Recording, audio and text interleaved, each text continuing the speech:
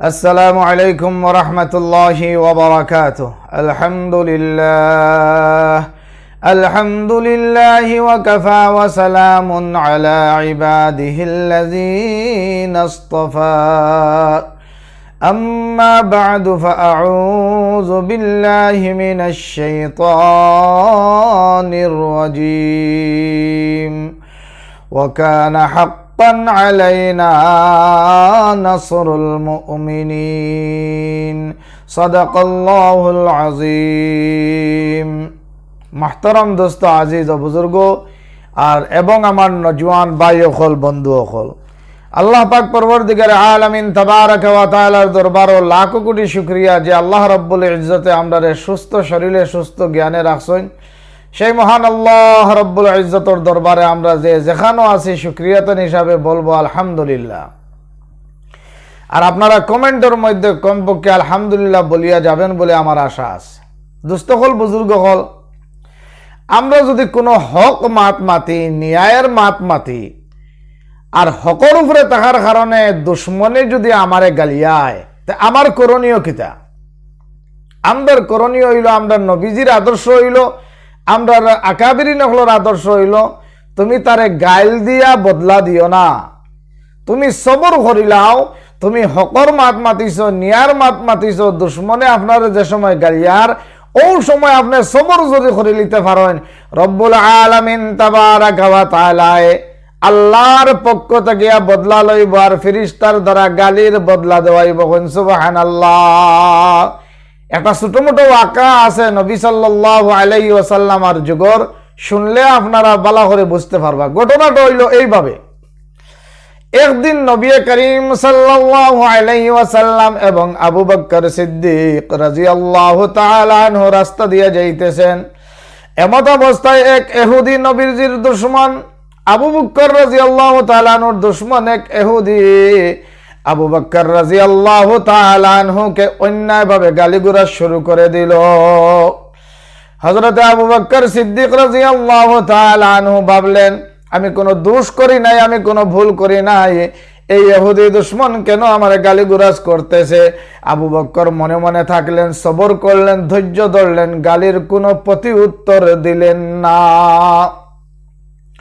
যখন আবু বকর সবর করে আসিলেন, ইহুদি গাইল দিতেছে, একটার পরে একটা গাইল দিতেছে, আবু বকর কোনো কথা বলেন না, কোনো মাত মাতেন না। ওইটা আমি দেখেন, আবু বকরে দেখতেছেন আল্লাহর নবী, বিশ্ব নবী রাহমাতুল লিল আলামিন আবু বকর রাদিয়াল্লাহু তাআলা আনহুর মুখের দিকে তাকায়া মুস্কি মুস্কি হাসি দিতেছেন। বলেন সুবহানাল্লাহ। আবু বকরের মনে মনে একটা কথা আসলো, ইহুদি দুশমনে আমারে গালি দিতেছে অন্যায় ভাবে, আর আমার বন্ধু নবীজি সাল্লাল্লাহু আলাইহি ওয়াসাল্লাম মুস্কি হাসি দিতেছেন, কারণটা কিছু বুঝলাম না। কিছুক্ষণ পরে আবু বকর আর বরদাস্ত হলো না, ইহুদির গালির প্রতি উত্তর দেওয়া শুরু করলেন, জবাব দিতে লাগলেন। তখন দেখা যায় আল্লাহর নবী বিশ্ব নবী রাহমাতুল লিল আলামিন মুখটারে মুখ মুবারক রে মলিন বানাইয়া ঘুরে চলে গেলেন। হযরতে আবু বকর সিদ্দিক রাদিয়াল্লাহু তাআলা আনহু ভাবতে লাগলেন, ব্যাপারটা কিছু বুঝলাম না। ইহুদি দুশমনে যখন আমারে গালি দেয়, আমি ধৈর্য ধরলাম, সবর করলাম, তখন আল্লাহর নবী বিশ্ব নবী রাহমাতুল লিল আলামিন মুস্কি হাসি দিলেন। আর আমি যখন গালির প্রতি উত্তর জবাব দিতে লাগলাম, তখন আমার নবী বিশ্ব নবী রাহমাতুল লিল আলামিন মুখ মুবারক মলিন করে ঘরের মধ্যে রওনা দিয়ে দিলেন। ব্যাপারটা বুঝলাম না। পিছনে পিছনে এইবার আবু বকর রাদিয়াল্লাহু তাআলা আনহু নবীজির হুজরা মুবারকে চলে গেলেন, গিয়া বললেন, আসসালাতু ওয়াসসালামু আলাইকা ইয়া রাসূলুল্লাহ, আসসালাতু ওয়াসসালামু আলাইকা ইয়া হাবিবাল্লাহ। আমি একটা বিষয় বুঝি নাই, আপনার কাছে বুঝবার জন্য আসলাম। নবীজি বললেন, আবু বকর কি বুঝতে চাও বলো? বলে, ইয়া রাসূলুল্লাহ, ইয়া হাবিবাল্লাহ গো, যখন আমার ইহুদি দুশমনে গালি দিতেছিল আমি ধৈর্য ধরলাম, আপনি মুস্কি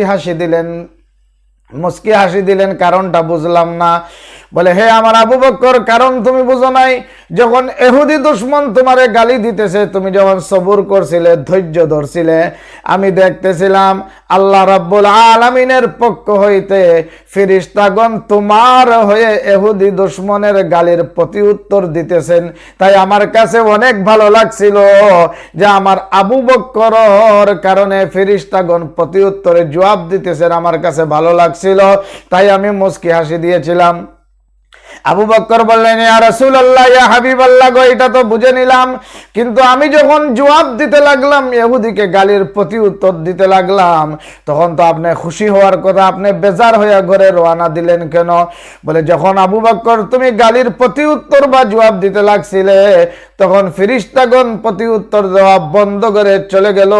তাই আমার অনেক খারাপ লাগছিল যে আবু বকর তুমি ধৈর্য ধরার কারণে ফেরেশতাগণ তোমার বদলা জবাব দিতেছে ইহুদিকে, তুমি কেন প্রতি উত্তর দিতে গেলে, যার কারণে ফেরেশতাগণ জবাব দেওয়া বন্ধ করে চলে গেল।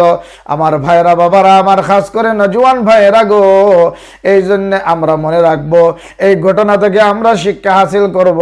কেউ যদি অন্যায়ভাবে আমাদেরকে গালিগুরাজ করে আর আমরা ওই সময় যদি ধৈর্য ধারণ করতে পারে, আল্লাহ রাব্বুল আলামিনের পক্ষ থেকে ফেরেশতারা প্রতি উত্তর দিয়া থাকবে। বলেন সুবহানাল্লাহ।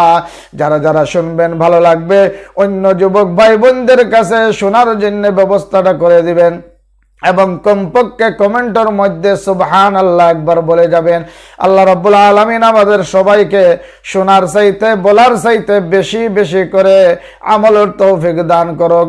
আমরা যদি হক মুমিন মুমিনাত হয়ে থাকি, রব্বুল আলামিন তাবারাক ওয়া তাআলা আপনাকে আমাকে নসরত করবে, সহায় করবে। সুবহানাল্লাহ।